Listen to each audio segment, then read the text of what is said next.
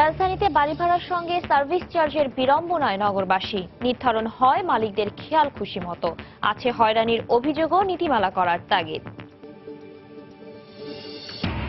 জলাবদ্ধতা নিরসন সহ বিভিন্ন উন্নয়ন প্রকল্প বাস্তবায়ন করছে উত্তর সিটি কর্পোরেশন। নির্মাণ কাঠামোর স্থায়িত্ব নির্ধারণ করে জবাবদিহিমূলক কাজের তাগিদ নগর বিশ্লেষকদের। শেষ হলো কক্সবাজারের কলাতলী থেকে টেকনাফ পর্যন্ত মেরিন ড্রাইভ সড়কের কাজ। চলতি সপ্তাহে উদ্বোধন করবেন প্রধানমন্ত্রী। দেশের বৃহত্তম রাইস মিল এলাকা কুষ্টিয়ায় অস্থির চালের বাজার। মিল মালিকরা প্রতিকূল আবহাওয়ার দোহাই দিলেও খুচরা ব্যবসায়ীরা বলছেন মজুদ রাখাই কারণ। এবং আমলাতান্ত্রিক জটিলতায় স্থবির নবায়নযোগ্য জ্বালানি খাতের বিভিন্ন প্রকল্প। 2020 সালের মধ্যে এ খাত থেকে 2000 মেগাওয়াট বিদ্যুৎ উৎপাদন চ্যালেঞ্জের মুখে।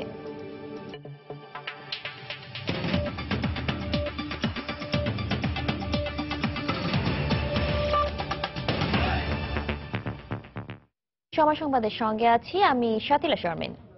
রাজধানীতে বাড়ি ভাড়ার সঙ্গে যুক্ত হওয়া আরেকটি বিড়ম্বনার নাম সার্ভিস চার্জ। নিয়ম অনুযায়ী লিফট, জেনারেটর, নিরাপত্তা প্রহরী এবং সিসি ক্যামেরা সহ অন্যান্য সেবা দেওয়ার জন্য ফ্ল্যাট ভাড়ার সঙ্গে এই চার্জ নির্ধারণ করার কথা মালিক পক্ষের, কিন্তু তা মানছেন না বেশিরভাগ মালিক। অন্যদিকে চার্জ দিয়েও প্রয়োজনীয় সার্ভিস পাচ্ছেন না বলে অভিযোগ অনেকের।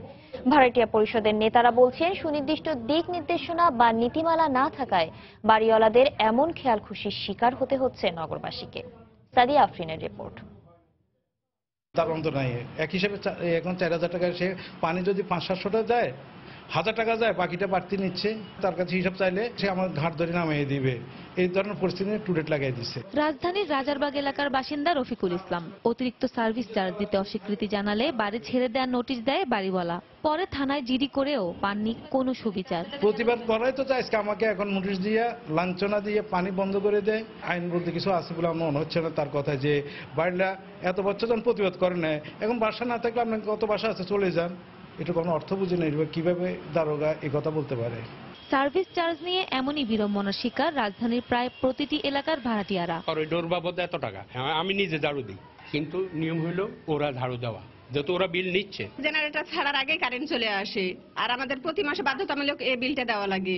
একটা বিল্ডিং এর নিচে একজন দারোয়ান থাকে, একটা বিল্ডিং এর তারা পরিচালনা করবে, কি আসলো কে গেল, এই ধরনের সিকিউরিটি পাই না। সিঁড়ির মধ্যে ময়লা থাকে, তারপরে যায় ঝাড়ু দেয় না, বিভিন্ন সমস্যা হয়। কিন্তু আমরা টাকা নিচ্ছে প্রতি মাসে, এবং বাড়তি টাকাও নিচ্ছে। যদিও এ নিয়ে ভিন্ন সুর বাড়িওয়ালাদের। দারোয়ানের বিলটা থাকে, সিসি ক্যামেরা এটার ভিতরে থাকে, লিফট, জেনারেটর সবকিছু এটার ভিতরে থাকে। কেউ সার্ভিস চার্জ না দিতে চায়, তাহলে সার্ভিস চার্জ ছাড়াও তো বাড়ি আছে, সেগুলাই যাবে। এটা করার কিছু নাই, যেটা ছোট বিল্ডিং ফ্ল্যাট বড়, তাদেরকে সার্ভিস চার্জ বেশি দিতেই হবে। বিষয়টিকে নিয়মের মধ্যে না আনলে এমন দুর্ভোগের কোনো সমাধান হবে না বলে মত ভাড়াটিয়া পরিষদের। যদিও এ বিষয়ে কোনো সদুত্তর মেলেনি রিহাবের। কোনো বাধ্যবাধকতা নাই সার্ভিস চার্জ সম্বন্ধে। আমরা যখন হ্যান্ড ওভার করে দিই, ওরা একটা কমিটি করে, কমিটি তখন এটা তাদের বিভিন্ন ভাবে তারা সার্ভিস চার্জ নিয়ে দেয়। এখানে রাষ্ট্রের কোনো আলোচনা না থাকার কারণে, তাদের অবহেলার কারণে, তারা প্রভাবশালী হওয়ার কারণে, তারা নিয়ন্ত্রক হওয়ার কারণে আমাদের উপরে এই নির্যাতন চলছে 90% ভাড়াটিয়ার উপরে। বাড়িওয়ালাদের এমন খেয়াল খুশি মেনে না নিয়ে এর বিরুদ্ধে জনমত তৈরি করার পরামর্শও তার।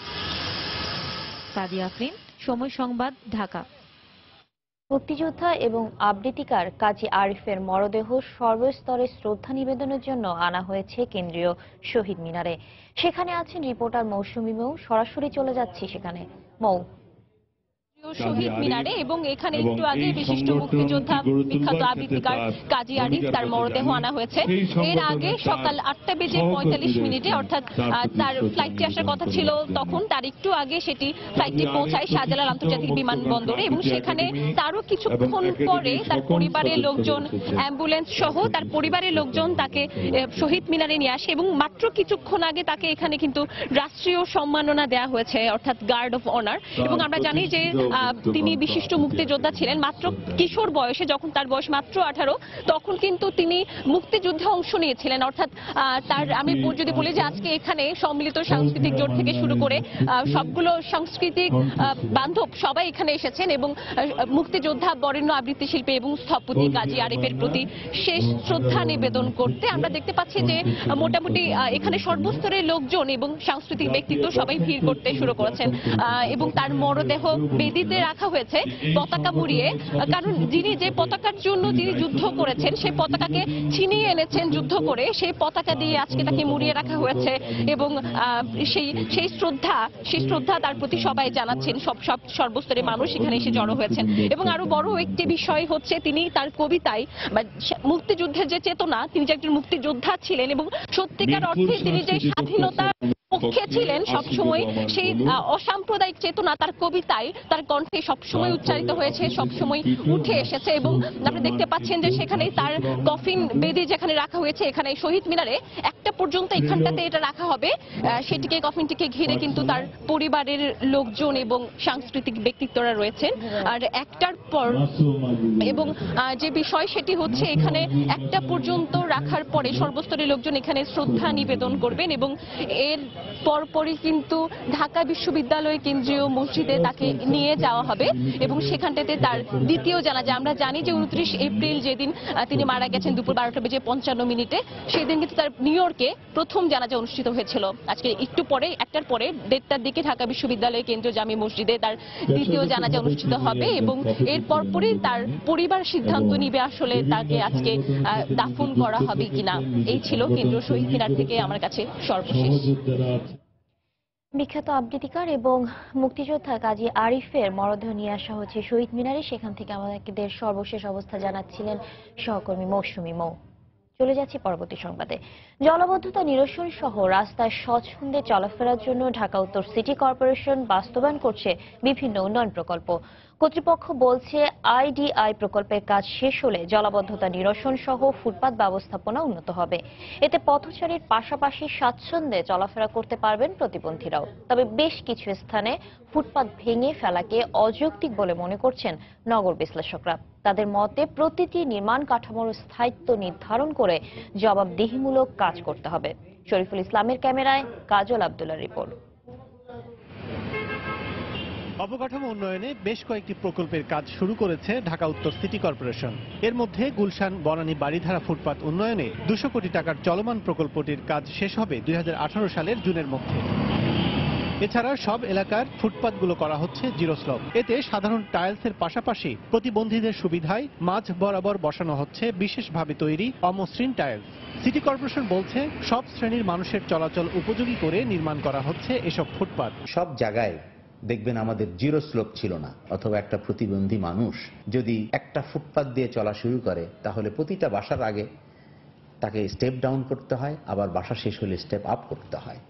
হুইল চেয়ারে যদি কোনো প্রতিবন্ধী আসে তার কিন্তু একটা রাইট আছে এই ফুটপাতে চলার জন্য। ড্রেনেজ ব্যবস্থার সংস্কার ও আধুনিকায়নে 1026 কোটি টাকার infrastructure development and improvement project আইডিআইপির কাজও শুরু করেছে ঢাকা উত্তর। প্রকল্পের আওতায় রাস্তার মাঝ বরাবর বসানো হচ্ছে এসব পাইপ। এর মাধ্যমে জলাবদ্ধতা নিরসন হবে বলে জানান এই কর্মকর্তা। আমরা যদি এই পাইপলাইনটা ঠিক ফুটপাতের নিচে বসাতে চাই তাহলে আমাদের অনেক ইউটিলিটি লাইন কেটে যাবে। আমরা মিডিয়ানের পাশে রাস্তার বরঞ্চ মাঝখানে পাইপলাইনটা বসাচ্ছি, যেদিকে পানি নির্গমন হবে সেদিকে আমাদের স্লোপটা দিচ্ছি এবং এতে করে আমাদের ইউটিলিটিটা আমরা এনকাউন্টার করছি না। এদিকে নগরীর বিভিন্ন জায়গায় চলাচল উপযোগী ফুটপাতও ভেঙে সংস্কার করা হচ্ছে। কোথাও কোথাও লাল ইটের গাঁথুনি সরিয়ে বসানো হচ্ছে সিমেন্ট ও বালি দিয়ে তৈরি পলক। নগর পরিকল্পনাবিদরা বলছেন অর্থের অপচয় কমাতে প্রতিটি অবকাঠামোর আয়ুষ্কাল নির্ধারণ করে কাজ করতে হবে। যেই সময়ের জন্য করা হয়েছিল, যে আয়ু পাবে সেটা কি পাচ্ছে, তার আগেই কেন আবার একটা প্রজেক্ট আসলো? তো অনেক সময় দেখা যায় যে প্রজেক্ট নেওয়ার খাতিরে প্রজেক্ট নেয়, অর্থ ব্যয় করাটাই মূল কাজ, সেটা তো জনস্বার্থের পক্ষে হলো না। স্থাপনা নির্মাণের পাশাপাশি রক্ষণাবেক্ষণের কাজটিও অপরিহার্য, অন্যথায় যে কোনো উন্নয়ন কার্যক্রম টেকসই হবে না বলে মনে করেন নগরবিদরা। কাজল আব্দুল্লাহ, সময় সংবাদ, ঢাকা। গত রাতের প্রবল বর্ষণে রাজধানীর বিভিন্ন এলাকায় দেখা দেয় জলাবদ্ধতা। যথাযথ পয় নিষ্কাশন ব্যবস্থা না থাকায় গ্রিন রোড, শুক্রাবাদ, সোবহানবাগ, মিরপুর সহ বিভিন্ন এলাকার রাস্তা তলিয়ে যায় বৃষ্টির পানিতে। দীর্ঘ সময় রাস্তায় পানি জমে থাকায় নগরবাসী পড়েন চরম দুর্ভোগে। ড্রেনের ব্যবস্থা সংস্কার সহ জলাবদ্ধতা নিরসনে কর্তৃপক্ষকে দ্রুত ব্যবস্থা নেওয়ার আহ্বান নগরবাসীর। সাদিকুর রহমানের রিপোর্ট। সোমবার সন্ধ্যার পর থেকে রাত ৯টা পর্যন্ত রাজধানীতে ১২ মিলিমিটার বৃষ্টি হয়েছে বলে জানিয়েছে আবহাওয়া অফিস। এই গরমে তুমুল বৃষ্টিতে কিছুটা স্বস্তি ফিরলেও জলাবদ্ধতার কারণে দুর্ভোগে পড়তে হয় নগরবাসীকে। খুব বেশি প্রয়োজন ছাড়া বাড়ির বাইরে বের হননি অনেকেই। রাস্তাঘাটে পানি বাজিয়ে আছে, হাঁটু ভরা পানি, রিক্সা চলে না, পানি রিক্সা বডির উপরে ওঠে। বৃষ্টি হলে মনে করেন হাঁটু মারে পানি হয়, আমাদের শরীর ভিজে যায়, 5টা ভাড়া করে দেয় না বেশি, ঠিক আছে, ভাড়া কম দেয়। রাতে বৃষ্টি হয়েছে, ঘর থেকে বের হতেছে না, কিন্তু দিনে বৃষ্টি হলে তো মানে কোন অবস্থা, মানে ছোট ছোট বাচ্চাদের হাঁটু পানি, কহ পানি, মানে বুক পানি হয়ে যায়। ধানমন্ডি ২৭ নম্বরের রাস্তা তলিয়ে যায় বৃষ্টির জমে থাকা পানিতে। এছাড়া শুক্রবাদ, সোবহানবাগ সহ কয়েকটি এলাকার অলিগলির রাস্তা তলিয়ে যায় বৃষ্টির পানিতে। বৃষ্টি শেষ হওয়ার প্রায় ৩-৪ ঘন্টায় স্থায়ী হয় জমে থাকা পানি। এলাকাবাসীর অভিযোগ, বছরের পর বছর এই দুর্ভোগ পোহাতে হচ্ছে তাদের। ড্রেনেজ ব্যবস্থার সংস্কারে কর্তৃপক্ষের উদাসীনতাকে দায়ী করছেন তারা। অল্প বৃষ্টিতেই পানিটা জমে যায় রাস্তায়, কিন্তু এটা পয় নিষ্কাশনের যে ব্যবস্থাটা কারো কোনো উদ্যোগ আছে বলে মনে হয় না, যার ফলে ভোগান্তি কন্টিনিউ থাকে আমাদের। রায়ের বাজার পর্যন্ত এই পানি জমে থাকে, ওদিকে কাজ করতেছে, এদিকে করতেছে না। জলাবদ্ধতার কারণে রাত 10:30টার পর থেকেই কমে আসে যান চলাচল। বিভিন্ন রাস্তায় পথচারীও দেখা যায়নি তেমন একটা। সাদিকুর রহমান, সময় সংবাদ, ঢাকা। চট্টগ্রামে জলাবদ্ধতা নিরসনে সিটি কর্পোরেশন অর্থাভাবে ভুগলেও এক্ষেত্রে বড় ধরনের আর্থিক বরাদ্দ পেয়েছে সিডিএ। কর্ণফুলী নদীর তীর ঘেঁষে এ সড়ক নির্মাণের ব্যাপারে এখানে সবাই অনুমোদন দেওয়া হয়েছে। ২০০০ কোটি টাকা ব্যয়ে চাকতাই থেকে কালুরঘাট পর্যন্ত 8.5 কিলোমিটার দীর্ঘ বিশেষ সড়ক নির্মাণ হলে জোয়ারের পানি প্রবাহ নিয়ন্ত্রণ ছাড়াও শহরের ভেতর কমবে যানজট। চলতি মাসে এ প্রকল্পে টেন্ডার আহ্বান করা হবে। বিস্তারিত জানাচ্ছেন কমল দে। যুগের পর যুগ চট্টগ্রামের দুঃখ হিসেবে পরিচিতি পেয়ে আসছে চাকতাই খাল। দখল এবং ভরাটের কবলে পড়ে এ খাল দিয়ে কর্ণফুলী নদী থেকে জোয়ারের পানি প্রবেশের পর আর তা বের হতে পারে না। ফলে বাণিজ্যিক প্রাণকেন্দ্র চাকতাই, খাতুনগঞ্জ, আসাদগঞ্জ হয়ে বৃহত্তর বাকলি এলাকায় স্থায়ী জলাবদ্ধতার সৃষ্টি হয়। এমনকি বৃষ্টি না হলেও জোয়ারের পানিতে তলিয়ে গত 2 বছরে ক্ষতি হয়েছে প্রায় 1000 কোটি টাকার ভোগ্যপণ্য। এই পিরিয়ডের টাইমে এই খাতুনগঞ্জ দেশের বৃহত্তম পাইকারি বাজার থেকে বাংলাদেশের প্রত্যন্ত অঞ্চলে যে মালামালগুলো যায় সেগুলো যাওয়া বন্ধ থাকে। সেই সময় ব্যবসায়ীগুলো অন্য জায়গা থেকে মাল কালেক্ট করে। এটা খাতুনগঞ্জের ঐতিহ্যবাহী ব্যবসায়ীদের একটা চরম ক্ষতি। এই অবস্থায় নগরীর জলাবদ্ধতা নিরসনে 1978 কোটি টাকা খরচ করে 8.5 কিলোমিটার দীর্ঘ বিশেষ সড়ক নির্মাণের প্রকল্প একনেক অনুমোদন দিয়েছে। রাস্তার নিচে হবে 250 ফিট, উচ্চতা হবে 24 ফিট, আর রাস্তা হবে 80 ফিট। এখন আর শহর হয়ে ঢাকামুখী হতে হবে না, সেটা সামনের ব্রিজ হোক আর কালুয়ার ব্রিজ হোক, যেখান থেকে ঢুকুক শহরকে বাইপাস করে শহরে না ঢুকে তারা ঢাকামুখী হতে পারবে। চাকতাখাল থেকে শুরু হয়ে কর্ণফুলী নদীর তীর ঘেঁষে এই সড়ক শেষ হবে কালুরঘাট সেতুতে। এতে জোয়ারের পানি প্রবেশ ঠেকাতে ও পানি বের করার ব্যবস্থা থাকবে। এই জোয়ার ভাটার ফলে আমাদের যে মাঝে মাঝে যে জলাবদ্ধতার সমস্যাটা হয়, জলাবদ্ধতা কাটে না, এই সমস্যাটা কিন্তু এইসব নেভিগেশন গেট বা এই স্লুইস গেটের মাধ্যমে নিয়ন্ত্রণ করা যাবে। নগরীর জলাবদ্ধতা নিরসনের দায়িত্ব সিটি কর্পোরেশনের, অথচ অর্থের অভাবে কোনো পরিকল্পনাই করতে পারছে না বলে মনে করেন এই নগর পরিকল্পনাবিদ। চট্টগ্রাম উন্নয়ন কর্তৃপক্ষ করতে পারবে না কথাটি এমন নয়, কিন্তু তারা উন্নয়ন কাজে এত বেশি মনোনিবেশ করছে, পরিকল্পনা এবং তার নিয়ন্ত্রণ এই বিষয়টির দিকে তাদের কাজগুলি শিথিল হয়ে যাচ্ছে। 60 বর্গমাইলের বন্দরনগরীতে ছোট বড় খাল রয়েছে 30টি। এর মধ্যে চাকতাই এবং রাজাখালী খাল সহ 15টি খালের অবস্থান হলো প্রস্তাবিত বিশেষ সড়ককে ঘিরে। কমল দে, সময় সংবাদ, চট্টগ্রাম। সময় সংবাদে আরো থাকছে, রাজশাহীতে পদ্মায় নৌকাডুবির ঘটনায় নিখোঁজ 5 জনের লাশ উদ্ধার, স্বজনদের আহাজারিতে শোকাবহ পরিবেশ।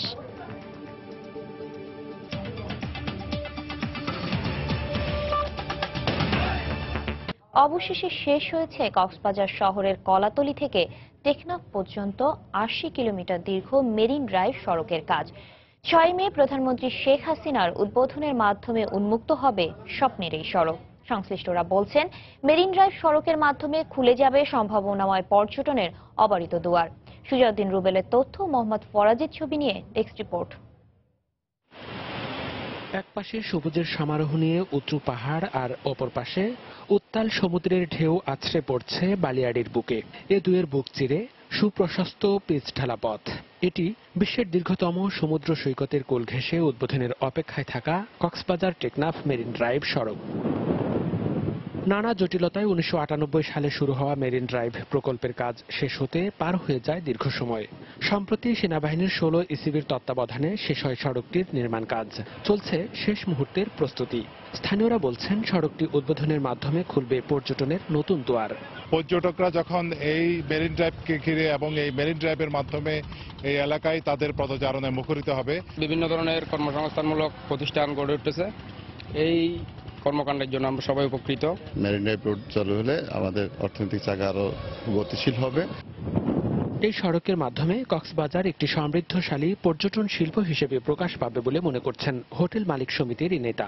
এই 120 কিলোমিটারকে যদি পরিকল্পিতভাবে ব্যবহার করতে পারি তাহলে বিশ্বের দরবারে কক্সবাজারকে আরো সমৃদ্ধশালী একটি পর্যটন শিল্প হিসেবে আমরা প্রকাশ করতে পারবো বলে আমাদের বিশ্বাস। কক্সবাজার সড়ক ও জনপথ বিভাগের নির্বাহী প্রকৌশলী জানালেন, মেরিন ড্রাইভ সড়ক পর্যটন শিল্পের জন্য নতুন মাত্রা যোগ করবে। পর্যটন নগরী হিসেবে আমরা যেভাবে মনে করতাম কক্সবাজারকে, এই মেরিন ড্রাইভটা উদ্বোধনের মাধ্যমে নতুন একটা ডাইমেনশন এখানে যোগ হবে। দীর্ঘ এই সড়কে রয়েছে 17টি ব্রিজ ও 108টি কালভার্ট। সড়কটি নির্মাণে ব্যয় হয়েছে প্রায় 500 কোটি টাকা। সময় সংবাদ, কক্সবাজার। বরিশাল, চুয়াডাঙ্গা সহ দেশের বিভিন্ন এলাকায় কালবৈশাখী ঝড়ে ব্যাপক ক্ষয়ক্ষতি হয়েছে। ভেঙে গেছে ঘরবাড়ি, গাছপালা ও বিদ্যুতের খুঁটি। গত রাতে বরিশালে ঘন্টায় 92 কিলোমিটার বেগে ঝড় বয়ে যায়। এতে বিভিন্ন স্থানে গাছপালা ভেঙে পড়ে, বিদ্যুতের তার ছিঁড়ে পড়ায় সংযোগ বিচ্ছিন্ন হয়ে যায়। নগরীর দক্ষিণ আলেকান্দার খান সড়ক এলাকা এখনো বিদ্যুৎহীন।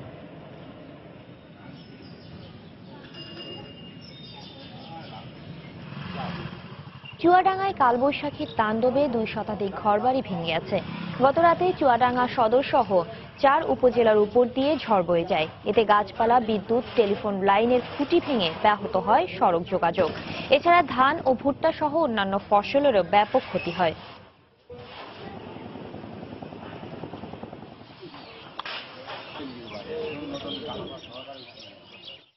রাজশাহীর মোহনপুরে পানিতে তলিয়ে যাওয়ায় তড়িঘড়ি করে কাঁচা ও আধা পাকা ধান কাটতে বাধ্য হচ্ছেন কৃষকরা। জনপ্রতিনিধিরা ক্ষতিগ্রস্ত কৃষকদের সহযোগিতার হাত বাড়ানোর দাবি জানালেও কৃষি কর্মকর্তারা বলছেন বেশিরভাগ জমির ধান কেটে ফেলায় ক্ষতির পরিমাণ কম। হাবিবুর রহমান পাপ্পুর তোলা ছবিতে আরো জানাচ্ছেন সাইফুর রহমান রকি। মাত্র 2 সপ্তাহ পরই পাকা ধান কেটে ঘরে তোলার কথা কৃষকদের, কিন্তু সম্প্রতি নওগাঁ জেলার মান্দা ও আত্রাই নদী থেকে আসা পানি শিব নদীতে মিশে তলিয়ে যাচ্ছে রাজশাহীর মোহনপুর উপজেলার বিলকুমারী এলাকার ক্ষেতের পর ক্ষেত আধা পাকা ধান। ফলে বাধ্য হয়ে উপজেলার বেলনা, মহেশকুন্ডি, ঘাসিগ্রাম, দেওপুর, ভাঙ্গাপাড়া সহ প্রায় 20টি গ্রামের কাঁচা ও আধা পাকা ধান কেটে ফেলছেন কৃষকেরা। এ অবস্থায় ধানের উৎপাদন খরচ তোলায় কঠিন হয়ে পড়বে বলে মনে করেন তারা। অন্তপক্ষে 80% কৃষক আমাদের ধানই পায়নি, ধান কাটা হয়নি, ধান পানির নিচে চলে গেছে অনেক ধান। কাঁচা ধান এখন আমরা কি করব? এই কাঁচা ধান তো অর্ধেক চাল হবে না আমাদের, অনেকটা তো আধা পাকা, ওগুলো তো খুদ হয়ে যাবে। এ অবস্থায় সরকারি ও বেসরকারি সহায়তার পাশাপাশি ব্যাংক সুদের হার কমানোর দাবি জানিয়েছেন কৃষকেরা। আর স্থানীয় জনপ্রতিনিধিও ক্ষতিগ্রস্ত কৃষকদের পাশে এগিয়ে আসার আহ্বান জানান। কৃষকেরা 3 বছর থেকে খুব ক্ষতিগ্রস্ত। এনজিওদের যে ঋণগুলো আছে এটার জন্য কৃষকদের প্রতি সপ্তাহে কিছু দেওয়া অত্যন্ত ভোগান্তি হবে। এই বিষয়টা যেন ওনারা একটু নজরে রাখেন। অতি দ্রুত আমাদের শিব নদী খনন সহ আমাদের কৃষকের স্বার্থে কিছু ঋণ এবং যে কোনোভাবে আর্থিক সহায়তা সরকারের পক্ষ থেকে আমি দাবি করছি। 80% জমির ধান পেকে যাওয়ায় কৃষকদের দ্রুত ধান কেটে নেয়ার পরামর্শ দিলেন এই কৃষি কর্মকর্তা। পানি যেটা ঢুকছে গতি স্লো থাকার কারণে কৃষকরা কিছুটা হলেও সময় পাবে। আমরা দেখবো যদি ক্ষতিগ্রস্ত হয় সেটা আমরা আমাদের যে হায়ার অথরিটি আছে, ঊর্ধ্বতন কর্তৃপক্ষ আছে, তাদেরকে জানাইছি, আরো জানাবো। সংশ্লিষ্টরা বলছেন পানিতে তলিয়ে যাওয়ায় প্রায় 50 হেক্টর জমির ধান নষ্ট হয়েছে। উপজেলায় ৭,৮০০ হেক্টর জমিতে ধান আবাদের লক্ষ্যমাত্রা ধরা হয়েছে ২৯,২০০ মেট্রিক টন। সাইফুর রহমান রকি, সময় সংবাদ, মোহনপুর, রাজশাহী। নাটোরে বন্যায় তলিয়ে যাওয়া আধা পাকা ধান উদ্ধারে অতিরিক্ত খরচে বিপাকে পড়েছেন কৃষকরা। সিংড়া ও গুরুদাসপুরে বন্যায় তলিয়ে যাওয়া পচা পানিতে আধা পাকা ধান কাটতে নেমে চরম রোগে আক্রান্ত হচ্ছেন অনেকে। বাধ্য হয়ে অতিরিক্ত কৃষকদের সাহায্য নিতে হচ্ছে চাষিদের। এতে বর্গা প্রতি শ্রমিকদের ৬০০ থেকে ৮০০ টাকা পারিশ্রমিকের পাশাপাশি ছোট ছোট নৌকায় ধান বহন করতে খরচ হচ্ছে ১,০০০ টাকা। এদিকে তালিকা থেকে ক্ষতিগ্রস্ত কৃষকদের বিনামূল্যে নানা ধরনের কৃষি উপকরণ দেওয়ার আশ্বাস দিয়েছেন উপজেলা কৃষি কর্মকর্তা।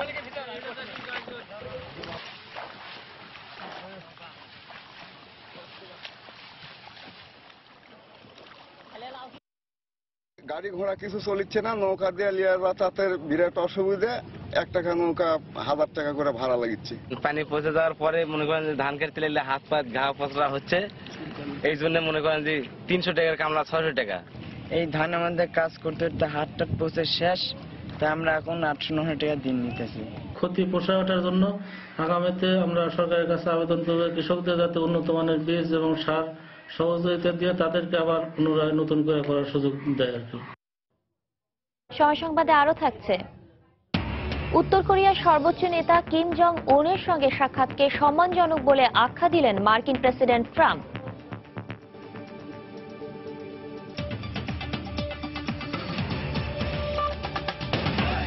রাজশাহীতে পদ্মায় নৌকাডুবির ঘটনায় ২ শিশুসহ ৫ জনের লাশ উদ্ধার করা হয়েছে। আজ ভোরে তাদের লাশ উদ্ধার করে ফায়ার সার্ভিসের ডুবুরিরা। ফায়ার সার্ভিস জানায় ভোরে পদ্মা নদীর বড়কুঠির মধ্যচর এলাকায় আবারও উদ্ধার কাজ শুরু করেন ফায়ার সার্ভিসের ডুবুরি দলের সদস্যরা। এ সময় নদী থেকে ৫ জনের লাশ উদ্ধার করা হয়। এদের মধ্যে আব্দুল আহাদ ও তামিম ইকবাল নামে শিশুও রয়েছে। তারা নগরীর জামিয়া ইসলামী শাহ মখদুম মাদ্রাসার ছাত্র। গত রোববার সন্ধ্যায় হঠাৎ কালবৈশাখী ঝড়ের কবলে ৭ যাত্রী নিয়ে একটি নৌকা ডুবে যায়। এর মধ্যে ২ জন সাঁতরে তীরে উঠতে পারলেও নিখোঁজ ছিলেন ৫ জন। আমার ছেলেকে বলেছিল যে চল যাবো আর চলে আসবো, হুজুরকে তো বলিনি, বলে আসেনি, যাবো আর চলে আসবো, তাই বলে এসে ছেলেকে এ বলে নিয়ে গেছে। 2 পিচ্ছি আবার উপাতে চিল্লা হঠাৎ করে, ওই 2 পিচ্ছিকে আনতে যাই হঠাৎ করে ঝড় শুরু হয়ে গেল। মাঝি দেখছে যে বিপদে পড়ছে, তখন ওই 2 জনকে নিতে গেছে, আনতে যেই আপনার নৌকা এই যে ডুবছে। দুর্ঘটনাস্থল থেকে 2-2.5 কিলো দূরে 4টা লাশ পাই, আর প্রায় 10 কিলো দূরে টাঙ্গন এলাকায় 1টা লাশ পাই। তো এই এলাকার যে 4টা লাশ, এই 4টা আমরা এইখানে বোয়ালিয়া থানার পুলিশের কাছে হ্যান্ডওভার করি। বিদ্যুৎ ও জ্বালানি খাতে গত ৮ বছরে বেশ কিছু সাফল্য এলেও নবায়নযোগ্য শক্তি উৎপাদনে এখনো পিছিয়ে বাংলাদেশ। অর্জিত হয়নি ২০১৫ সালে এ খাত থেকে ৫% বিদ্যুৎ উৎপাদনের লক্ষ্যমাত্রা। সম্ভাবনা থাকার পরেও প্রকল্পের স্থাপনে আমলাতান্ত্রিক জটিলতায় এগোতে পারছে না নবায়নযোগ্য জ্বালানি খাত। এ অবস্থায় ২০২০ সালের মধ্যে এ খাত থেকে 10% বা ২০০০ মেগাওয়াট বিদ্যুৎ উৎপাদনের লক্ষ্যমাত্রা অর্জনকে বড় ধরনের চ্যালেঞ্জ হিসেবে দেখছেন সংশ্লিষ্টরা। ফারুক ভুইয়া, রবিনের রিপোর্ট। ১৯৬২ সালে কাপ্তাই কর্ণফুলী নদীর উপর ৮০ মেগাওয়াট ক্ষমতা সম্পন্ন জলবিদ্যুৎ কেন্দ্র চালুর মধ্য দিয়ে বাংলাদেশে নবায়নযোগ্য জ্বালানির যাত্রা শুরু। ৮০-র দশকে স্থাপনাটির উৎপাদন ক্ষমতা উন্নীত হয় ২৩০ মেগাওয়াটে। বর্তমানে দেশের একমাত্র এই জলবিদ্যুৎ কেন্দ্রটি নবায়নযোগ্য জ্বালানির সবচেয়ে বড় উৎস। আর সৌর বিদ্যুৎ থেকে যোগান আসছে ১৯৭ মেগাওয়াটের। বিশ্বে বায়ু বিদ্যুতের উৎপাদন দিন দিন বেড়ে চললেও বাংলাদেশে তা এখনও পাইলট প্রকল্পেই সীমাবদ্ধ। ২০১৫ সালে নবায়নযোগ্য উৎস থেকে ৫% বিদ্যুৎ উৎপাদনের লক্ষ্যমাত্রা থাকলেও তা এখনও রয়ে গেছে ৩%-এর নিচে। সৌরবিদ্যুৎ প্রকল্প স্থাপনে বিশাল আয়তন জমির প্রয়োজন, কিন্তু দেশে জমির দুষ্প্রাপ্যতা প্রকট। তার উপরে আছে প্রকল্প স্থাপনে আমলাতান্ত্রিক জটিলতা।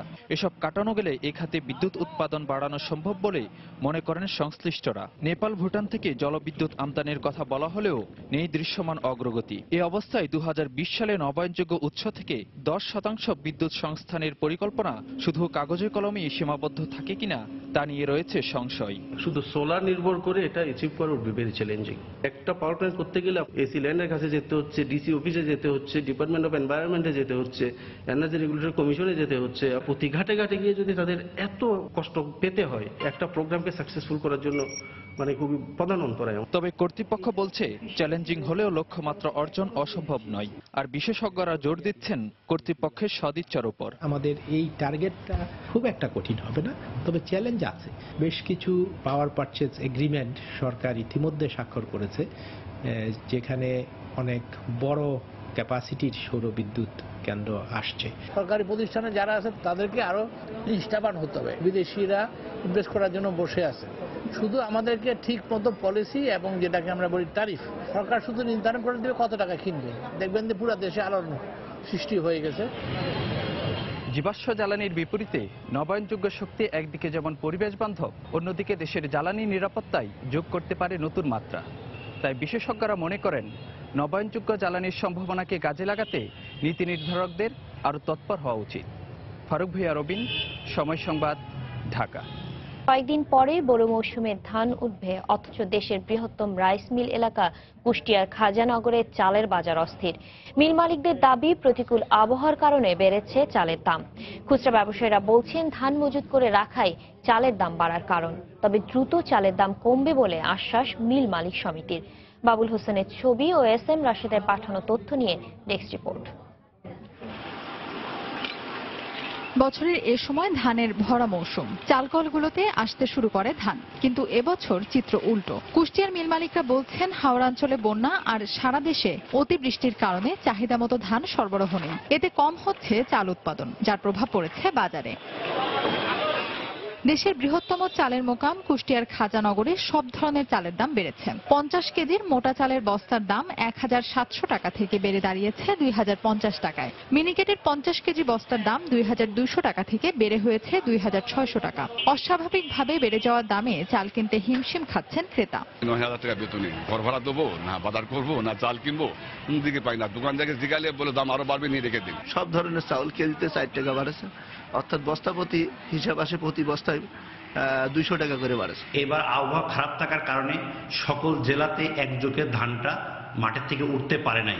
খুচরা ব্যবসায়ীদের অভিযোগ, প্রাকৃতিক দুর্যোগের কারণ দেখিয়ে মিল মালিকরা ধান মজুত করে রাখার কারণেই বেড়েছে সব ধরনের চালের দাম। ধানটা চলে গেছে এক শ্রেণীর মিলারদের হাতে, যাদের প্রচুর অর্থ টাকা আছে, তারা ধান কিনে স্টক করে এই চাউলের দামটা বাড়াই দিয়েছে। তবে আগামী কয়েকদিনের মধ্যে সব ধরনের চালের দাম কমতে শুরু করবে বলে জানিয়েছেন মিল মালিক সমিতির সাধারণ সম্পাদক। যে পরিমাণ চাউলের প্রয়োজন বা ধানের প্রয়োজন, সে পরিমাণ ধান আমরা পাচ্ছি না, যার কারণে কিছু চাহিদা থেকে যায়। ধান কাটা শুরু হয়ে গেছে, ধান যখন মিলে অলরেডি চলে আসবে তখন কিন্তু চালের বাজার কিন্তু পর্যায়ক্রমে কমে যাবে।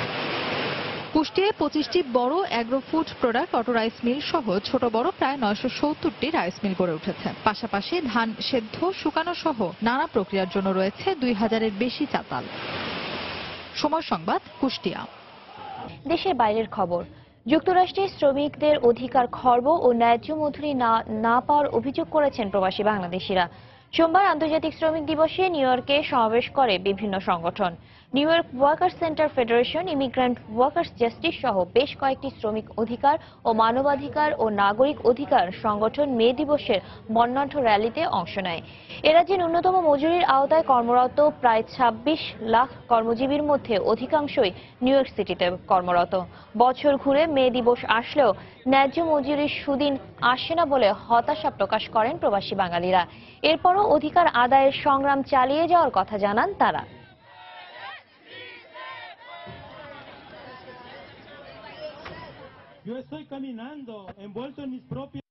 আমি এখানে আসছি অ্যাকচুয়ালি মে দিবসের উপরে, যে আমরা বাংলাদেশি যারা শ্রমিক এখানে সবাই আমরা চাই আমাদের কাজের অধিকার এবং আমাদের সম্মান। বিশেষ করে মজুরি, তারা ন্যায্য মজুরি দেয় না। তারা 8 ঘন্টার বেশি, 12 ঘন্টা, 14 ঘন্টা, ইভেন 18 ঘন্টা কাজ করায়, কিন্তু ন্যায্য মজুরিটা পাওয়া যায় না এবং তারা তাদের সাথে খুব খারাপ বিহেভ করে। ছুটি নাই, কিছু নাই, কাজ চালাই যাইতেছে, কোনো বন্ধ পায় না, বন্ধুর দিনও কাজ করতে হয়। কাজ করি ঠিকও, কিন্তু ন্যায্য মজুরির জন্য যে আন্দোলন হয়েছিল এইটার যে একটা পয়সাটা দেওয়া এইটাতে কিন্তু আমরা পাই নাই। উত্তর কোরিয়ার সর্বোচ্চ নেতা কিম জং উনের সঙ্গে সাক্ষাৎকে নিজের জন্য সম্মানজনক বলে আখ্যায়িত করেছেন মার্কিন প্রেসিডেন্ট ডোনাল্ড ট্রাম্প। সোমবার মার্কিন গণমাধ্যম ব্লুমবার্গকে ট্রাম্প জানান, কিমের সঙ্গে দেখা করাটা সমীচীন হলে অবশ্যই তিনি তার সঙ্গে দেখা করবেন এবং এর জন্য নিজেকে সম্মানিত বোধ করতেন। এর আগে মার্কিন গণমাধ্যম সিবিএসকে দেওয়া এক সাক্ষাৎকারে প্রেসিডেন্ট ট্রাম্প কিম জং উনের ভূয়সী প্রশংসা করেন।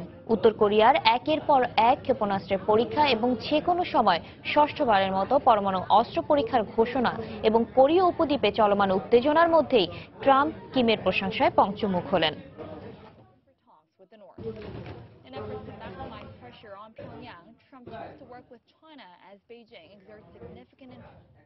Pakistan West Indies test series প্রসঙ্গ। 3 ম্যাচ সিরিজে দ্বিতীয় টেস্টের দ্বিতীয় দিন শেষে ওয়েস্ট ইন্ডিজের বিপক্ষে 140 রানে পিছিয়ে আছে পাকিস্তান। এদিন ওয়েস্ট ইন্ডিজ নিজেদের প্রথম ইনিংস শেষ করে 312 রানে। এরপর ব্যাটিংয়ে নেমে 3 উইকেটে 172 রান তুলে দিন শেষ করে পাকিস্তান। ব্রিজটাউনে আগের দিন করা 6 উইকেটে 286 রান নিয়ে দ্বিতীয় দিনের প্রথম ইনিংস শুরু করে ওয়েস্ট ইন্ডিজ। এদিন শুরুটা ভালো হয়নি ক্যারিবিয়ানদের। রানের খাতা খোলার আগে মাত্র 3 বলের মাথায় সাজঘরে ফেরেন আগের দিনে 58 রানে অপরাজিত থাকা হোল্ডার। এরপর 131 রান করে আগের দিন অপরাজিত থাকা চেসও দলীয় স্কোরে কোনো রান যোগ না করেই প্যাভিলিয়নে ফেরেন। পরে বিশুর 14 আর ইয়াসিরের 8 রানে ভর করে প্রথম ইনিংসে 312 রান করে ওয়েস্ট ইন্ডিজ। পাকিস্তান নিজেদের প্রথম ইনিংসে ব্যাট করতে নেমে দুর্দান্ত সূচনা পায়। আজহার আলী ও আহমেদ শেহজাদ মিলে গড়েন 155 রানের জুটি। শেহজাদ 70 রান করে আউট হন। এরপর বাবর ও ইউনুস ফেরেন রানের খাতা খোলার আগেই। দিন শেষে আজহারের অপরাজিত 81 রানের সুবাদে 3 উইকেটে 172 রানের সংগ্রহ পায় পাকিস্তান। এ পর্যায়ে শীর্ষ সংবাদ জানিয়ে দিচ্ছি আরেকবার। রাজধানীতে বাড়ি ভাড়ার সঙ্গে সার্ভিস চার্জের বিড়ম্বনায় নগরবাসী। নির্ধারণ হয় মালিকদের খেয়াল খুশি মতো, আছে হয়রানির অভিযোগও নীতিমেলা করার তাগিদ। জলাবদ্ধতা নিরসন সহ বিভিন্ন উন্নয়ন প্রকল্প বাস্তবায়ন করছে উত্তর সিটি কর্পোরেশন। নির্মাণ কাঠামোর স্থায়িত্ব নির্ধারণ করে জবাবদিহিমূলক কাজের তাগিদ নগর বিশ্লেষকদের। শেষ হল কক্সবাজারের কলাতলী থেকে টেকনাফ পর্যন্ত মেরিন ড্রাইভ সড়কের কাজ। চলতি সপ্তাহে উদ্বোধন করবেন প্রধানমন্ত্রী। দেশের বৃহত্তম রাইস মিল এলাকা কুষ্টিয়ায় অস্থির চালের বাজার। মিল মালিকরা প্রতিকূল আবহাওয়ার দোহাই দিলেও খুচরা ব্যবসায়ীরা বলছেন মজুদ রাখাই কারণ। এবং আমলাতান্ত্রিক জটিলতায় স্থবির নবায়নযোগ্য জ্বালানি খাতের বিভিন্ন প্রকল্প। 2020 সালের মধ্যে এ খাতে 2000 মেগাওয়াট বিদ্যুৎ উৎপাদন চ্যালেঞ্জের মুখে। এই ছিল এখনকার মতো। যে কোনো খবর পেতে ভিজিট করুন সময়নিউজ.টিভি। যে কোনো বাংলা লিংক রবি নম্বর থেকে সময় সংবাদের খবর, অনুষ্ঠান সম্পর্কে জানতে এবং যে কোনো তথ্য সময় সংবাদকে জানাতে ডায়াল করুন 16242 নম্বরে। এছাড়া এইমাত্র পাওয়া খবর মোবাইলে পেতে SMS করুন *DN লিখে পাঠিয়ে দিন 16242 নম্বরে। সঙ্গে থাকুন সময়ের।